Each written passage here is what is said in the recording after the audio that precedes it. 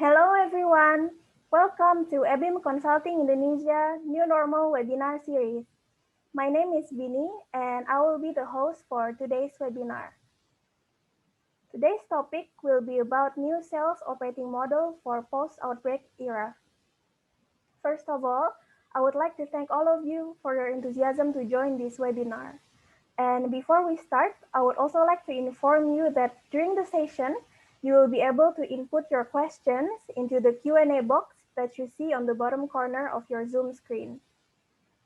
You can choose to ask your questions by anonymous or by showing your name. We will go through the questions during the Q&A session as the time allows. Now, I would like to introduce you to our speaker today, Ken Yamaji. He is a senior manager from the strategy and operations team of ABeam Consulting Indonesia. Yamaji-san is a highly experienced strategy lead, strong at digital and business transformation for a variety of clients in automotive, high-tech, and consumer goods, with more than 16 years of experiences across APAC. Now let us welcome our speaker today. Hello, Hey, hello. Yamaji-san. How are you? Everything good there? I'm good. How about you? Okay, thank you very much. Thank you very much for having me today. All right, I guess I'm gonna take over the presentation from now, right? Yes, please. All right, good. So I guess there are many people joining this webinar today. Thank you very much for joining. I guess I'm gonna talk a little bit about how we're gonna respond to the COVID-19 situation. And then I guess some of you have enjoyed our last week webinar and also yesterday. And then perhaps if you have some time, probably you can join tomorrow's too. And then what I'm going to talk about is, of course, the overall picture of the COVID-19 situation and how we're going to respond to that. At the same time, I would like to talk a little bit about more on the sales operating model, where there's so many people impacted because sales, everybody has to do the sales. So that's why I'd like to pick up this idea, and then I'd like to share the idea. Right. So before jumping into the sales operating model, I just would like to talk a little bit about the recap of how we can respond to this COVID-19 things. And then these things are sort of like consistent what we've discussed with our many of the clients in the last 6 months. So many of the company has been doing these kind of things. All right. So I guess, but some of you have heard of this contents though, but let me do for the first timers.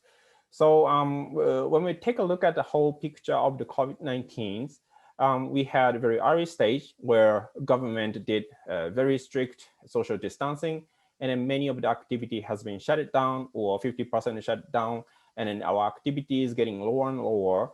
And then this phase has done already, I guess. And then their adaptation phase, based upon our definition, this is the current moment. And then there are so many companies try to do something new, because if you keep doing the same way as you did in the last 10 years, you can't survive. So you are a sort of forced new habit is now going on in your companies.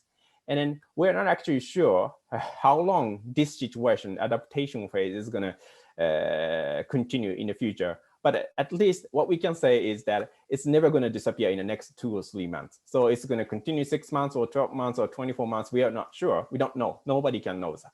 But at least this is going to get long. And then the last phase, I believe that we're going to familiar with some new way of doing. And then this will become a new standard practice. And that's what we call new normal, right? So this is the overall picture. And then I guess many of people has been discussing this sort of topics. And then if we take a look at the current situation, well, this is sort of benchmark between Japan and Jakarta about the mobility of people. So this is specifically on retail and recreational places like, I don't know, restaurant or so many places. And then, we, of course, get out from the worst moment, but now it becomes a 20% less than the ordinary situation. And then that's not only in Japan, but also in Jakarta too. So it's almost the same level as Japan. And then this is not the latest snapshot of the percentage of mobility of Google data, but it keep going almost the similar level. And then we haven't recover 100% yet. So that's the situation. And we're not sure how long will this take, keep continuing in the next future. And then if we talk about what we did or what company did in the last 6 months, and then what we will do in the next couple of years, is going to be some of the interest for us. And then in the very beginning, this is straightforward. So many company immediately took actions. Like for example, implementing like a cloud computing or VPN, or introducing online meeting like this Zoom or Microsoft Teams or Google Meets or many other things. At the same time, so many companies have like tightened the collection, cash flow control, and also cut off so many non-urgent expenses like a travel expenses. At the same time, they postpone a non-urgent investment or hiring freezes. That's, I guess, 90% or 99% of the company have implemented those immediate actions to take. And then now we are in the middle of this adaptation phase. And then some of the company have implemented it, depending on the industry, but some of the company have implemented some of those, or some of the companies are under discussion of those topics, but they have to do something new. Because like I said, if we keep doing the same way as we did in the last 10 years, this may not be good for us. We just lose customers. We're going to just lose revenues. So that's why we may want to try some like an online-based operating model or stuff like this. This webinar itself for ABeam Consulting is the new trial for us to do something new, to have like to reach out to the new customers over the digital channel. So many companies now trying to do and then discussing how to do these things. At the same time, if you do these new way of doing, the cost structure may not be the same. So there should be some opportunity, huge opportunity to improve your profitability by re-optimizing the cost structure. That's a resource perspective. And then along with those changes, we're going to do something completely different operations in the future. And then at the same time, we cannot live on the past decade structure. For example, organizational structure or compensation or incentive or evaluation of your employees. So many things has to be revisited again. So that's going to be something happening in the not far away, but maybe near future in the next couple of years. So those are the things, something we're going to have to implement, or we have implemented in the past. And if I talk about those topics, some might say that, okay, this is a very temporary moment. And then if you say those like many initiatives we're going to have to take, probably that's going to be just a consulting delusion, stuff like that. But no, well, if you take a look at some research, so many consumers now saying that, okay, even after outbreak, they may want to stay away from physical shops, or even though they go to the physical shop, they may want to keep some distance from physical contact or physical something. So that's the like a new trend of the consumers. So responding to new trend by consumers, there's so many big brands has been shifting its business operations. For example, Zara, well, I guess everybody knows Zara. It's been doing the shift of the e-commerce and then shutting down so many physical shops globally. At the same time, if you take a look at British retailer, Sainsbury's, it's trying to introduce and then accelerating introduction of smart shop. And then one of the remarkable and surprising one is Starbucks. Starbucks is now trying to promote carry out and pick up. But if you think about the Starbucks original strategy, Starbucks wanted to have physical, very good atmosphere, relaxing places, but it's now pivoting to the completely opposite way. And now it goes to more or less physically connected places. So that's one of the very surprising things happening. And it's a real stories. So in order to support those transformations to customers in Indonesia, we set 6 pillars as you look on the screen. We have agile work from home, cost optimization, new sales operating model, automation, organizational transformation, and change management. Agile work from home is for like a productivity improvement for day-to-day activities, and cost re-optimization. Like I said, the cost structure is not going to be the same in the future, so we have to re-optimize and then making more profit by doing that. And then today we're going to talk about the new sales operating model. This is going to be the key point for today. And then automation is one of the core technology component to implement to do like all of those. And then organization transformation, like I said, it's needed if you change our way of doing. And then along with those changes impacting a lot on your employees. So basically, we're going to have to somehow control those big changes for all of our companies. So that's a change management. So we have 6 pillars. Then we're going to talk about the third topic. But if you would like to talk about other topics, of course, contact to ABeam Consulting. We are willing to have further discussion of those topics. Right, so let me move on to this specific topic. So I have tons of things to discuss about the sales operating model, but I'm going to just talk a little bit about like a bit superficial introduction today, just for you to understand what's the important aspect you're going to have to think of when it comes to sales transformation, sales operating model transformation, right? So if you think about sales transformation, one of the first key question might be, is our sales operating model is ready for this COVID-19 situation? And then I guess some of the companies, for example, banking industry might be ready because they have implemented so many mobile application, mobile banking solutions, or many like a quick loan or many products. But at the same time, so we're going to have to reconsider physical branch though, but they're okay. They're sustainably doing the very new digital-based jobs. But if you take a look at the completely different industries, still there are so many physical things to be done. So if you keep doing the traditional way, strongly tied with those physical operations, we cannot change. You cannot make everything online. So even though there's plenty number of digital technologies out there, but still we're going to have to change our operating model in the first place. Otherwise, you can't do anything. You cannot achieve anything. So taking this idea, I'd like to discuss 2 different points today. So number one, well, because there are so many different audience today, variety of audience today. So some of those from B2C, some of those from B2B. So I'd like to touch B2C, well, mainly focusing on the e-commerce channel activations. This is one of the important aspects. The other one is B2B, Salesforce digitalization. And then let me tap into the e-commerce channel activation first.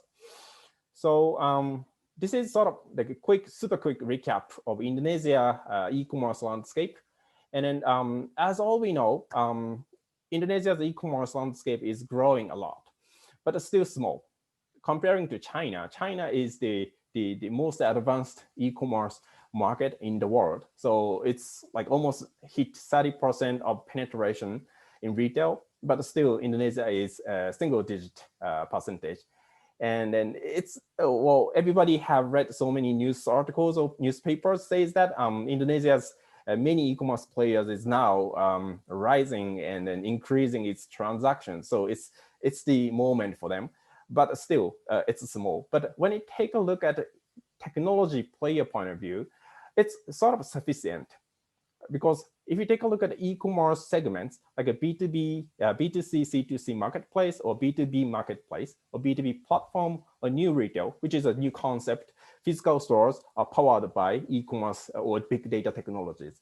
And then if you take a look at China, only Alibaba Group, it has everything because it's China. China is very mature and they have everything. But if you also take a look at Indonesia, not only B2C, C2C marketplace, which is famous with Tokopedia or Bukalapak or JDID or Blibli, Lazada or Shopee's. At the same time, B2B marketplace and B2B platform or new retail approach, they're already there. And these are not newbies. These are the very well-funded startups which we can rely on. So basically, if you just think about technology perspective, I think we are ready to start. But My point here is not actually we are ready to start, because we're going to have to think about more on operations. So this is a sort of comparison between very traditional brand business, wholesale business, and e-commerce. So if you come from brand owner, like a food and beverage company, cosmetics company, or many other industries, basically your customers are retailers like Alphamart, Indomaret, or Watsons, or Guardians, or many other places. And then these are the retailers, and then these are the customers. But if you put everything on e-commerce marketplace, your customer suddenly becomes consumers, direct consumers. And then if you think about marketing and promotion, it used to be like, of course, we did mass marketing, but at the same time, what we focused on was buyer relationship at the retailers. But if you think about e-commerce, you can't have any buyer relationship because it's a computer platform. So what you have to do is a direct promotion for each single one of consumers. That's a completely change of the mindset and a concept. And if you take a look at the channel, so it used to be channel was like a store shelves. So big rack shelf in the store, and then you put so many flavors if you sell food and beverage, or if you sell cosmetics like a red lipstick or purple lipstick, or many things. And then you have to physically penetrate that store shelves. But now, so many people basically using e-commerce on the mobile phone, and they are hooked up on their mobile screen. So it's not important to occupy the shelves. It's important to make the higher conversion rate of each product. So it's also completely different concept of the product development itself. And if you take a look at order from customers, so it used to be order from retailers. So that's a bulk order. So like one pallet of like a dozen of carton boxes, the one single order, and it comes weekly batch. And then basically we're going to ship those orders to retailers distribution center located in some specific place. But if it becomes e-commerce, it could be one single piece of order in random time, anytime, 24/7, when our customers want. If they want to click the button of the purchase on the Tokopedia in 2 a.m. in the night, that could be then one order coming into. And then we're going to have to send that order to specific and random location anywhere in Jakarta or all across Indonesia. And then more importantly, if you make any mistake on those shipment and delivery, it's going to harm our customers' loyalty to our brand. So it's more important focusing on those day-to-day operations. So there's so many big changes. And if we take a look at more closer look on those activities, there are a bunch of the things you're going to have to do to operate e-commerce business. So to be honest, actually running e-commerce is not easy, but putting your account on the e-commerce website is actually easy. So one implementation approach to cover a whole bunch of those messy operations is like outsourcing and automation.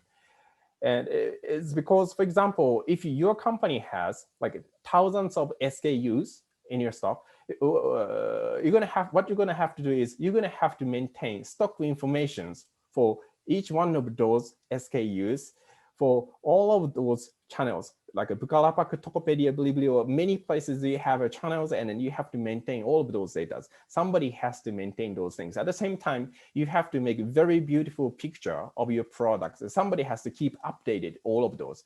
So those things cannot be done just by your existing team. So if you want to keep everything professionally done and maintain your brand reputations on the website, e-commerce site, sometimes you need support from professional outsourcers. Or if you take a look at order receipt, like I said, it's going to come 24/7, anytime, random time, anytime.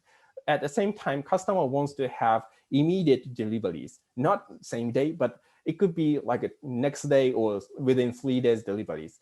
But if there is an order, and then if your operating team receive that order weekly basis or daily basis, probably you cannot respond to that order in timely manner. So perhaps automation or many other automation technologies might help you to do these kind of things. So one of the keywords is automation, and the other keywords is outsourcing to implement this whole messy e-commerce structure. And then this is complete overhaul of the operation, because if you keep doing the existing warehouse and logistics department, perhaps you cannot do, well, of course you can do in very small scale, but if you want to scale it up to very large amount of orders, I bet you can't handle all of the things with existing warehouse. And then if you want to improve gradually, incrementally with your warehouse existing, perhaps it's going to take too long time to catch up the market. So I think the quickest idea is taking these outsourcing approach. That's one of the options we can take.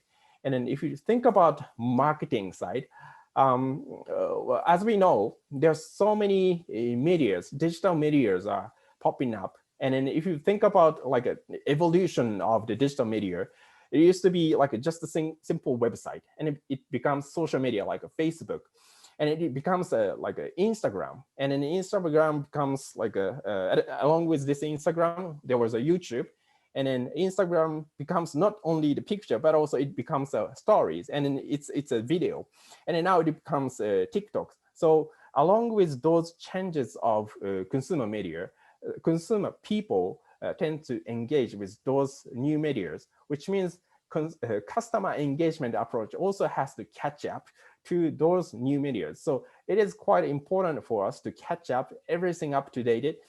Like for example, if you take a look at China, one of the very famous trend is live commerce. Live commerce is quite simple idea. It's almost the same as like a TV shopping, TV show shopping. Like shoppers, or in this case, cosmetics, beauty consultants, standing in front of camera, and then live streaming to customers, and a customer can make a lot of questions, and then these shoppers basically take that questions and then answer by demonstrating. For example, in this case, cosmetics, right? So perhaps lipsticks. If customer asks that what color the lipsticks is, probably these people is gonna just put the lipsticks on their lips. So this is the one of the trending approach to engage with customer a lot. But I believe this is not going to be not going to continue in the next 5 years. This is going to end maybe in the next 2 or 3 years, and new things is popping up. So you have to keep updating those digital engagement is one of the important aspects, right? So that's about for B2C perspective. I think I have more things to discuss about the B2C things, but let me move on to the B2B perspective. B2B, basically B2B business used to be like a very traditional sales approach. One single salesperson has been doing everything from the beginning to the end, like a lead generation, lead nurturing, and then closing the deal. And then one talented salesperson, he or she, has been doing lots of magics, behind the scene magics, and then at the end of the day, he won a deals. But he right now cannot go outside. He has to sitting in front of computer screen because now social distancing. People cannot go out. People cannot go to like a dinner with your customers, or people cannot go to like having a coffee chat with your customers. So he has to hooked up and then standing in front of the screen. So now what we can do is changing our way of doing by like taking another ideas like marketing over the digital channel, or using inside the sales. Inside the sales is tele marketing stuff. So calling a lot of leads and contact points and then nurturing the lead. But we don't say that we don't need salespeople any longer, because we need somebody who is going to close the deal. So we need a closer. Baseball needs closers. We need closers. And then, but if you take a look at the right-hand side approach, this is not actually easy, because if you want to build effective approach of those things, including, for example, starting with social media and webinars and the direct email and then inside the sales and the field sales and incorporating everything, well, if you do single point of those solutions, perhaps you cannot effectively get customers efficient way. So what's important is close the loop cycle. For example, if you take a look at example in this webinar, so this webinar is basically promoted over the social media or many places, and then you come to here, and I give you some interesting. I hope this is interesting discussion to you. And then after this, if we send email completely irrelevant email to you, you're gonna just forget about what we did. But if we ask you to have further discussion about your very interesting points, and then that's the closed loop cycle. But if you do something completely inappropriate or irrelevant way, you're going to cut off and you cannot get customers any longer. So closed loop customer journey is one of the important things you're going to have to design when you think about this whole sales transformation. And then there's so many technology building blocks out there, and then so many technology vendors is going to give you a lot of sales pitch, which is going to help you to do that. But don't forget about this previous slide. So if you do not have like a closed loop, very beautiful customer journey, even though you implemented many of the technology components in your company, it's just a waste of your investment. So you have to think about customer journey first, and then you're going to have to pick up the most important technology component and combine everything together and put the best solution, best customer journey for your customers. And this is no one size fit all things. You have to build your own things. And then these are the basic transformation of your whole customer journey point of view. But at the same time, it is the time to reconsider sales approach itself. So the traditional sales has been doing so many serendipity, random sales approach, going to the customers and having a coffee chat and then do something in a random discussion. And then suddenly you have found many good opportunity to sell. But this is very ineffective approach. Rather than doing this, you don't have so many customer contact point right now because of COVID-19. So you cannot miss any of the opportunities. So what you can do is solution-based sales approach. This is basically you have to understand customers' strategic agendas and then deduce the logical solution based upon this strategic agenda. For example, customer wants to have like the production cost improvement and you sell machine, and then you have to understand how this whole customer strategic agenda connecting to your machines. And then you're going to make a quotation and then calculate ROI, and then boom, this is the best offer for your customers, and you can make this X amount of money by implementing this machine. That's that way of doing of solution-based sales approach. And if you keep doing the left-hand side, probably you're going to miss so many opportunities. But it's a good time to improve your sales approach on the right way. All right, good. So that's the end of B2B sales. Of course, I have more things to discuss about those things, but I guess that's going to be the further discussion after today. And then key takeaway here, 3 things. So it's very essential to transform your operating model rather than just implementing digital solutions. And when you take a look at B2C, e-commerce is key, but it's by no means easy. It requires completely operational overhaul. That's a very important aspect. Even B2B, customer journey, closed loop customer journey is an important concept you have to implement. And also at the same time, you may want to improve your sales approach itself. All right. So ABeam Consulting is good at doing these things. Let me do a bit of advertisement at last. We can do digital transformation strategy or operating model transformation. Of course, we can do e-business process implementation, like including robotics, process automation, OCR, or ERP implementation, many other implementation we can do. All right. So I guess that's the end of my presentation. Thank you so much, Yamaji-san, for your presentation today. So now we have reached the Q&A session, and we've actually got a question in the Q&A box. So Yamaji-san, would you like to take the lead and read and answer the question? Sure, certainly. I have one question on my question Q&A box. How to convert a B2B project sales strategy in COVID time period? How do we B2B project sales strategy in COVID time period? This is a good question. Convert B2B project sales strategy in COVID time period. Convert B2B project sales strategy. All right. So basically, what I said is sort of how to change our operations. But at the same time, the market opportunity point of view, it's now sort of downturn. Everybody here recognize that we do not have that many project opportunity right now. But importantly, still customer wants to do something. So it's the same. Customer wants, we're going to sell something. So we try to understand. So it's quite sort of kind of relevant to the last point. So if you think about the customer's key agendas, then we're going to interpret that into the solutions, and then you're going to combine your products and then sell it to your customers. That's a basic approach, I believe. In this situation, for example, customer may wants to do like cost saving. If that's the case, we want to sell cost saving. We're doing consulting business, so we sell cost saving.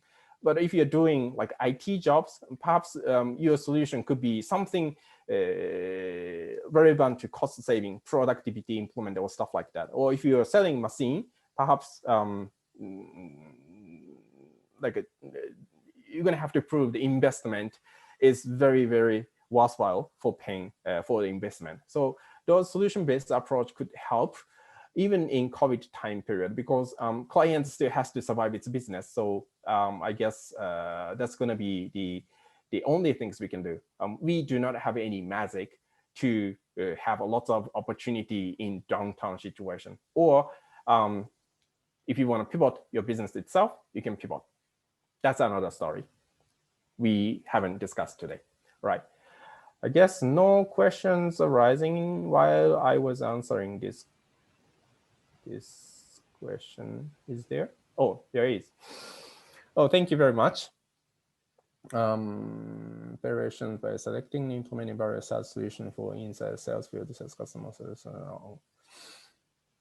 The answer is the client digital. Does ABeam help their client? Yes. Answer is yes. So ABeam is helping the clients to implement some SaaS solutions for inside sales. Perhaps yes. For example, some of the CRM software could be used for inside sales, and field sales, mobile sales could be one of those. And the customer success, yes, CRM software sort of thing. So SaaS solution is one of the very, how can I say, convenient approach to implement. And then if you don't like the solution, you can quit the SaaS solutions immediately. That's the best things to use SaaS solutions. Perhaps we can, discuss further. If you have any specific solutions in your mind, I guess we can talk further after today. Or using traditional ERP. Oh yeah, I do understand the point. So, well, traditional ERP, yes, we do. That's one of the important business portfolio of ABeam Consulting. At the same time, many other SaaS-based. For example, we've been doing a lot of collaboration with startup companies from India or from Israel or from many other places. So that's going to be our now offering of ABeam Consulting. So the answer is 100% yes. Can I have presentation material for not commercially used for, is the last question. Yes, we do. So that's gonna be like the link, QR code is gonna come out after this Q&A sessions on the screen. So you can like take the QR code picture and then you can go to the material website. Good. Any further questions? Any further questions? I think time has passed, but still I'm okay to continue this Q&A. Thank you very much. Nice webinar. Thank you very much for joining.